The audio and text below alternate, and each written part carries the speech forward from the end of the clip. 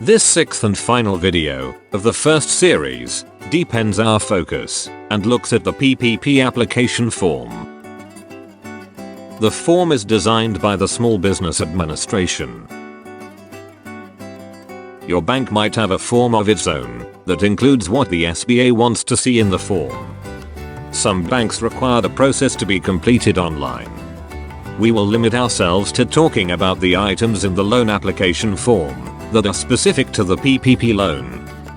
The other information asked for is more commonly used anyway. Here are the entity types. You have to be one of those listed here. This again shows you who all can apply. Average monthly payroll data is of course an indicator of payroll eligible for the PPP loan. 2 months of the payroll bill plus 25% is the permitted amount for the PPP loan. That is shown here as 2.5 times the average monthly payroll. Any prior economic injury and disaster loan can be refinanced. So, this can be added to your PPP loan amount. If a business received an advance against any IDL loan application, typically $10,000, that will be reduced from the PPP loan amount. Let us explain that. EIDL loans are given when the President of the United States declares a disaster in an area. During the period the 31st of January to the 30th of April, 2020, certain EIDL loans were made available. To help small businesses, within a few days, an advance of $10,000 was also made available while the EIDL loan was being processed. The advance you might have already taken will be deducted from the total PPP loan if you choose to refinance the EIDL. Though the form is a little cramped for space, it is clear that you can add lease, rent, mortgage interest, and utility payments to your PPP loan amount. This is in addition to 2.5 times monthly payroll to arrive at the loan application amount. You can immediately see that here. These items are valid uses of the PPP loan and can be included in calculating the PPP loan amount. You are required to disclose the list of owners that own more than 20% of the business. None of these persons should have any of the disqualifications that make them ineligible for a PPP loan. The person signing this application form is considered as authorized by each of those who own more than 20% of the business to make this PPP application.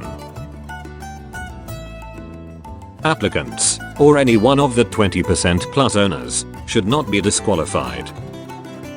Nor should they be involved in a past delinquency. Here, list all other businesses that you might have. We have already discussed that this EIDL amount can be refinanced.